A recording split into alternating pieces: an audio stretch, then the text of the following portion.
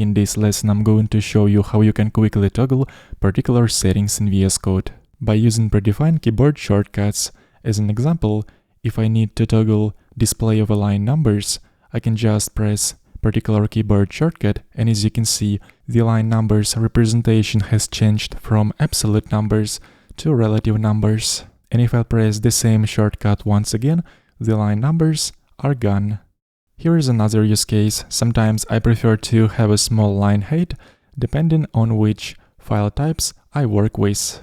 And for those cases, I have defined keyboard shortcut that allows me to toggle between line height. As you can see, line height is increasing and decreasing when I'm pressing keyboard shortcut.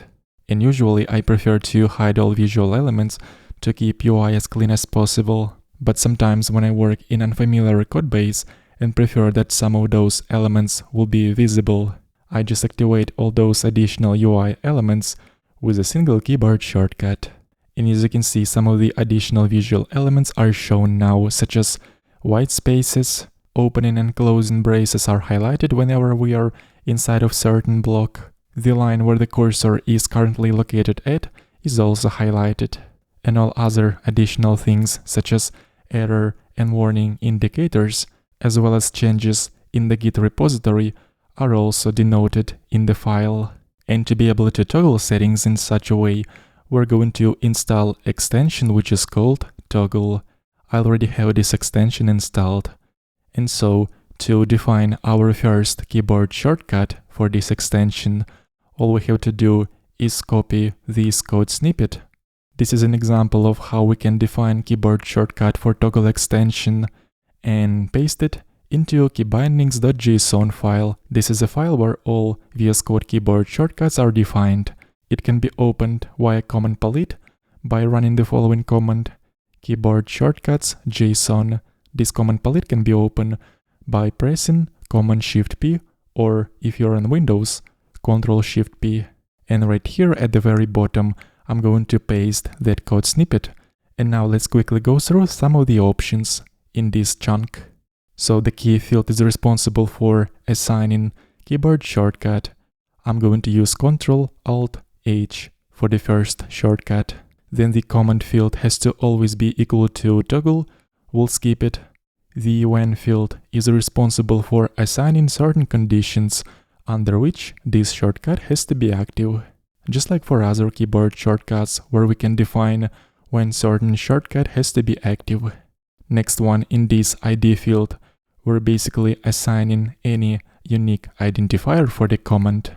I'm going to use line height since I'm going to be toggling this setting.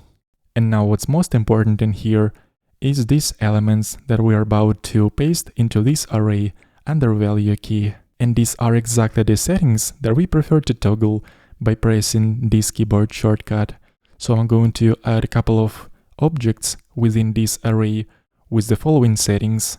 I'm going to toggle line height, and I would like to switch between the following values for line height: 1.5 and 2.2. So now after saving this file, if I'm going to press keyboard shortcut Ctrl-Alt-H, as you can see, line height changes. And key H in this shortcut stands for height. And it is also preferable that all those settings that we are using in here are removed from the standard settings.json configuration file, which we can open by running open settings JSON command. Because toggle extension, as we're going to toggle between settings, is going to automatically insert settings with proper values. So in this case, I don't have to keep line height setting in here, since it is going to be overridden by toggle extension anyway when we're gonna be toggling this setting. Next one, I'm going to duplicate this chunk of code to define another shortcut. I'm going to use Ctrl-Alt-N in this case, and letter N stands for numbers. I'm gonna be toggling line numbers. I'm gonna use line numbers identifier, which can be any unique string. And in here, I'm going to add all possible values for line numbers setting that I would like to toggle between. So I'm specifying values on, which means absolute line numbers representation will be shown In the second case, relative line numbers will be shown. And finally, I'm also gonna add an option to hide line numbers. After saving this file, if we'll press Ctrl-Alt-N, as you can see, line number representation changes. For screen recording, I usually use absolute line numbers, but for my work, I prefer using relative line numbers since I use Vim and it is easier to jump on a particular line with relative line numbers. And when pressing the same shortcut Ctrl-Alt-N once again, will completely disable appearance of line numbers. And finally, let's get back to keybindings.json file and add one more keyboard shortcut definition for the toggle extension. In this case, I'm going to use Ctrl-Alt-E. E stands for editor. I'm going to toggle multiple settings at once by using this keyboard shortcut. Let's assign editor identifier. And for this one, I have already gathered all necessary settings that I would like to toggle with this keyboard shortcut. So I'm basically going to paste all of them in here with values that enable each of those settings. And all these settings mainly enable some additional visual elements in the file, such as appearance of white space characters, highlighting of the current line, visibility for errors and warnings, showing indicators related to git changes, highlighting paired braces and brackets, and some other visual elements.